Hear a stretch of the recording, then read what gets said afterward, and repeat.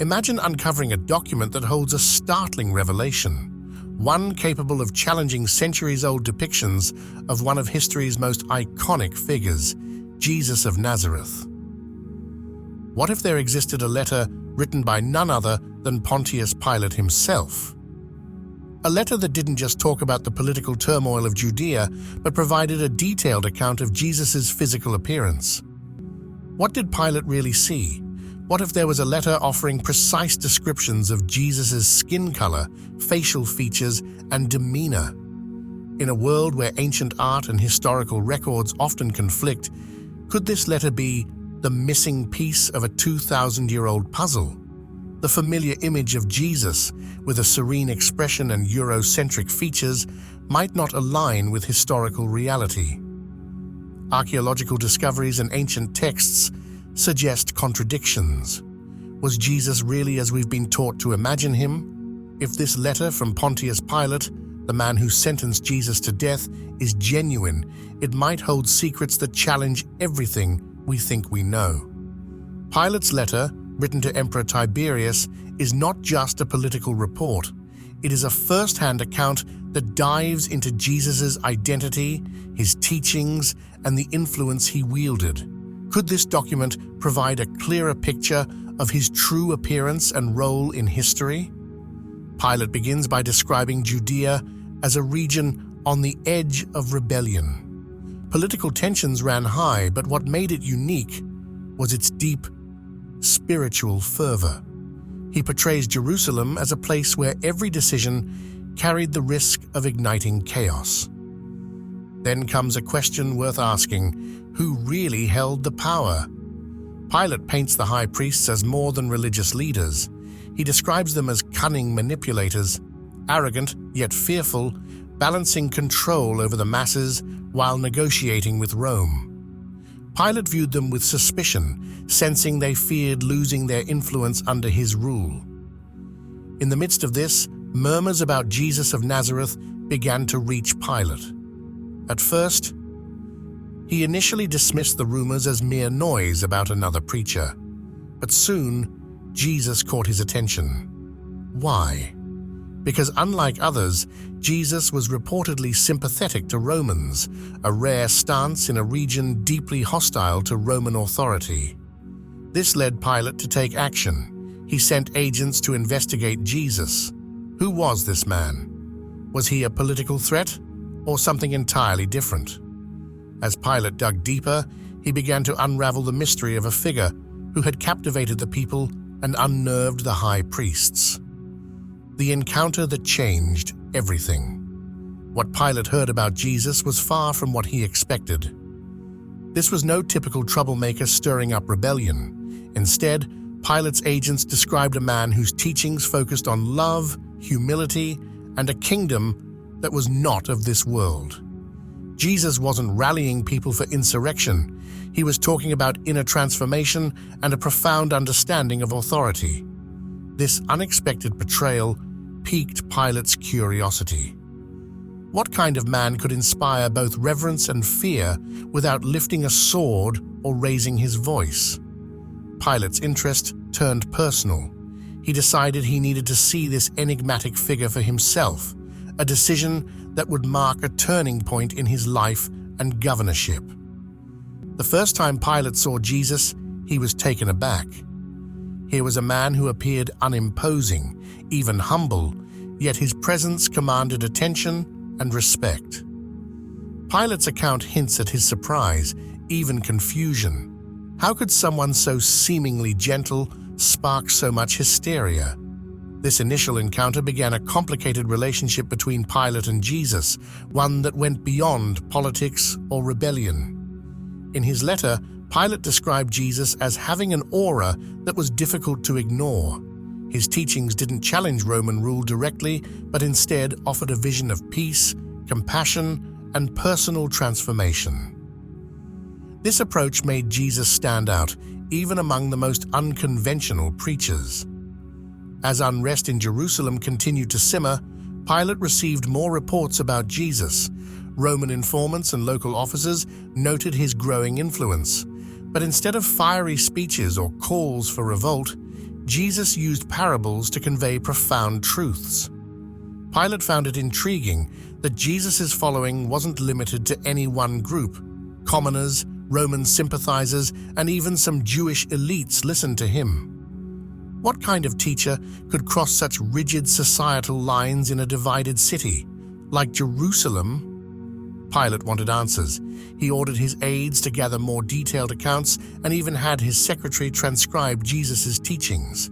The reports painted a picture of a man who spoke with calm authority and a magnetic presence. When Pilate finally saw Jesus speaking to a crowd near the Roman garrison, he was struck by both his demeanor and his physical presence.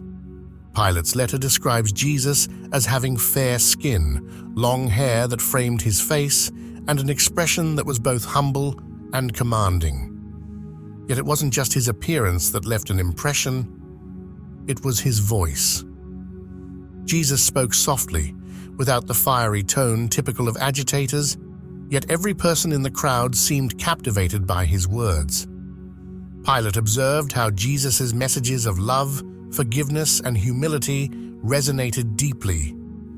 Even Pilate's own aides seemed taken by the preacher, which unsettled Pilate more than he cared to admit.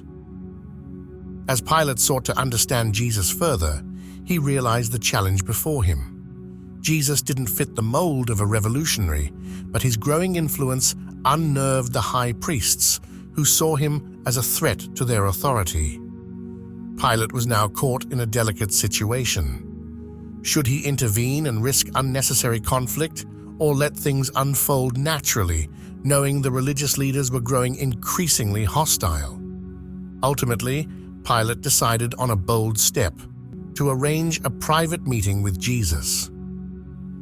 This encounter would set in motion a series of events that would alter the course of history forever. A clash of authority and faith.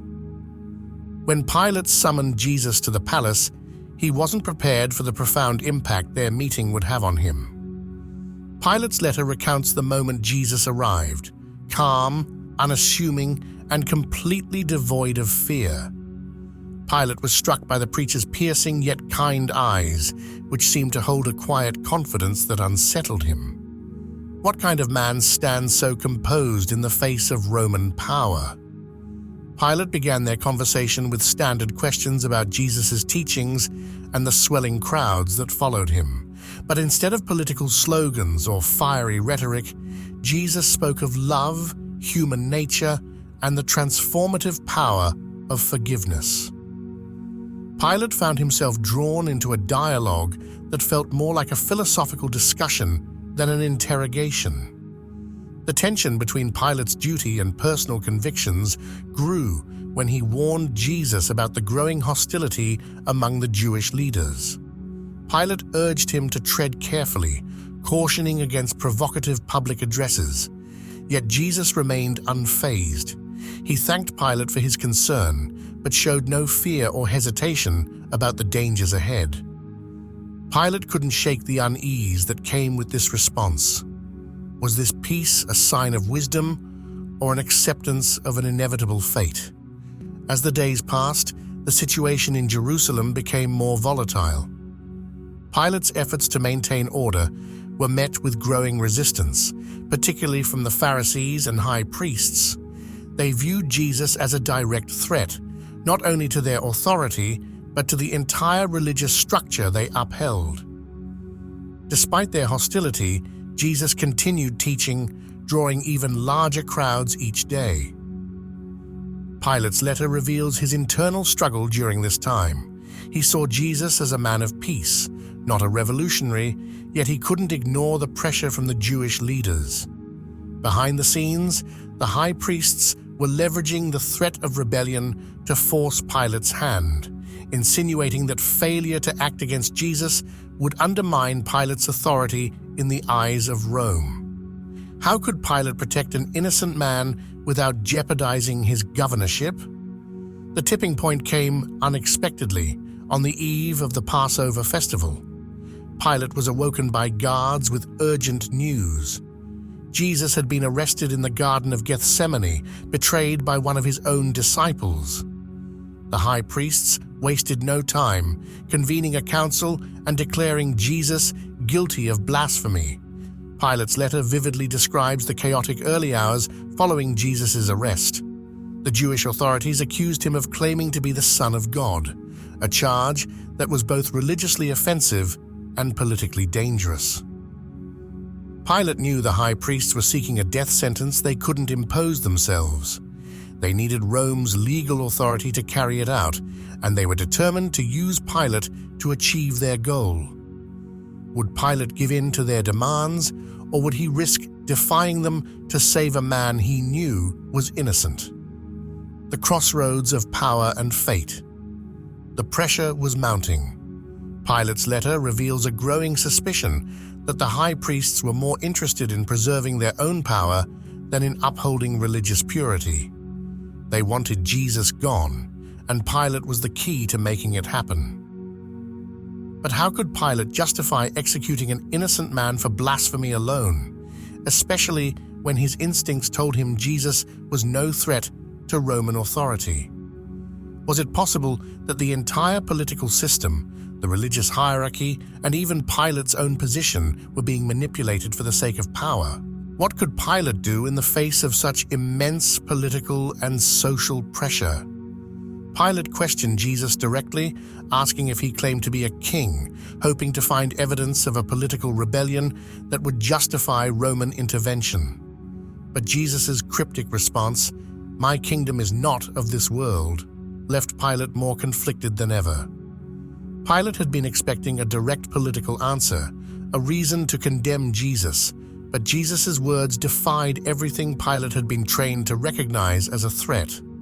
There was no clear rebellion, no justification for execution, and yet the high priests were relentless in their pursuit. Pilate found himself facing a dilemma. He could not find a rational reason to condemn Jesus, but he was under intense pressure to deliver the result the high priests demanded.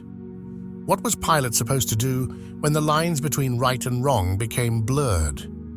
Feeling trapped, Pilate attempted to shift the responsibility by sending Jesus to Herod Antipas, hoping the local ruler might make the decision for him. Pilate's mind raced as he desperately tried to find a way out of the situation, hoping Herod would take charge and release him from the burden.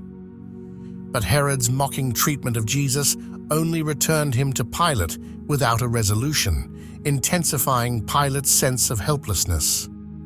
Could Pilate avoid making the decision he dreaded? Could he escape this moment that seemed to demand a choice he could not fully embrace? No. The weight of responsibility was on Pilate, and it was clear that he would be forced to act no matter what happened. Outside, a crowd had gathered, demanding Jesus' death, their voices growing louder as the high priests stirred them into a frenzy. Pilate tried to appeal to the crowd's tradition by offering to release Jesus during Passover, as was customary.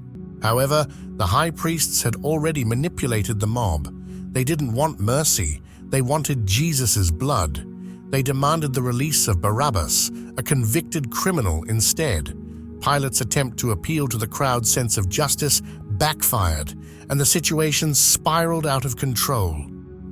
Pilate found himself cornered, and the high priests had him right where they wanted him. The religious leaders threatened to report him to Rome, accusing him of disloyalty to the emperor if he released Jesus. The stakes had never been higher, and Pilate's position was now at risk. How could Pilate preserve his position while avoiding an unjust execution? In one final attempt to satisfy the crowd and avoid outright execution, Pilate ordered Jesus to be scourged, hoping the brutal beating would appease them. He watched as Jesus was publicly beaten, his body bloodied and broken, but the crowd remained unrelenting in their demands for crucifixion. Pilate knew that no matter what he did, nothing short of Jesus' death would quiet the storm. The crowd's bloodlust had reached a fever pitch, and Pilate's options were slipping away one by one. With no way out, Pilate turned to a symbolic gesture, an act that might absolve him in the eyes of the people. He called for a basin of water and, in front of the crowd, washed his hands, declaring, "I am innocent of this man's blood." It was an attempt to absolve himself of responsibility for what he knew was an unjust act. Yet, Pilate was keenly aware that this gesture would not undo the guilt he felt for condemning an innocent man to die. Could a simple gesture truly absolve him, or was it just a feeble attempt to clear his conscience? As Pilate handed Jesus over to be crucified, his letter describes a deep sense of resignation. The air was thick with tension, the cries of the crowd echoing in his mind as he retreated to his quarters. He tried to block out the sounds, but the knowledge that he had been powerless to stop the inevitable weighed on him heavily. Pilate had done everything within his authority to save Jesus, yet the forces against him were too great, and in the end, the outcome seemed unavoidable. He realized that he had been swept up in a tide of events much larger than he could control. Was this simply about power and politics, or was something much deeper at play? Reflecting on the events, Pilate couldn't shake the feeling that he had been caught in the middle of something far greater than political maneuvering. There was something extraordinary about this man from Nazareth, something Pilate could not fully comprehend. The world seemed to hold its breath after Jesus' execution. According to accounts, the skies darkened unnaturally, and the earth quaked as if creation itself mourned his death. The temple curtain, a symbol of separation between the divine and humanity, was torn in two as though unseen hands had ripped it apart in protest. Whispers spread quickly through the streets of Jerusalem. Some called it coincidence. Others spoke of divine judgment. Could these events really be dismissed as mere natural phenomena, or was the universe bearing witness to something extraordinary? In the days that followed, a strange mix of fear and hope rippled through the people. Jesus' followers scattered, their dreams shattered, yet rumors of an empty tomb began to surface. Could it be true? Had the man who spoke of a kingdom not of this world somehow defied death itself? For those watching the events unfold, one question loomed larger than any other. Was this the end of a story, or just the beginning? Pilate knew that Jesus' life and death would have consequences far beyond the walls of the Roman palace, consequences that would ripple through history. In his heart, Pilate began to wonder, was this moment truly about power and politics, or was it something deeper, something that defied even his understanding? Was it possible that Pilate had become a part of a much bigger story than he had ever imagined? Would Pilate ever truly understand the magnitude of his decision? The struggles within Pilate. A reflection Pilate kept thinking. What was the priest's real motive? It wasn't about religion, it was about power. They wanted Jesus gone, and Pilate was the one who could make it happen.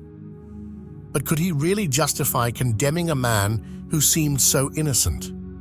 He was stuck between the rock of political pressure and the hard place of his conscience. Pilate kept insisting that Jesus wasn't a threat to Roman rule, but the high priests. The priests weren't letting up. Was it really that simple, though? Pilate asked Jesus if he was a king, hoping to find some hint of rebellion that would make the decision easier. But Jesus' answer, "My kingdom is not of this world," left Pilate with more questions than answers. Pilate tried to offer the crowd a compromise by releasing Jesus for the Passover, but they weren't having any of it. What was he supposed to do when the mob was this relentless? The high priests had turned the people against Jesus, and now they demanded Barabbas, a convicted criminal, instead. Pilate's plan to get out of this situation was falling apart fast. How could he keep his position and still maintain some shred of morality? In a last-ditch effort, Pilate ordered Jesus to be scourged, hoping the brutal punishment would be enough to quell the crowd's fury. Would the sight of Jesus beaten satisfy the mob, Or was it already too late? But when the crowd saw Jesus bloodied and bruised, they didn't flinch. They only grew louder. It was clear now, nothing would stop them. Pilate was running out of options. Then came the symbolic moment that everyone would remember. Pilate washed his hands in front of the crowd, declaring, "I am innocent of this man's blood." Was this really an act of absolution, or was it just a weak attempt to distance himself from the whole mess? It was a gesture of resignation, a way to say, "I tried, but I couldn't win this one." But deep down, Pilate knew it wouldn't change the outcome. He had failed. As Pilate handed Jesus over to be crucified, he retreated from the scene, a heavy sense of defeat settling in. Could he live with what he had just allowed? He had tried everything within his power to stop it, but in the end, the political and social forces were simply too strong. His role in this tragedy was sealed, and he couldn't escape the consequences. Do you think Pilate had any other choice, or was he just caught in a difficult situation? Let us know what you think in the comments. If you enjoyed the video, don't forget to hit the like and subscribe button for more.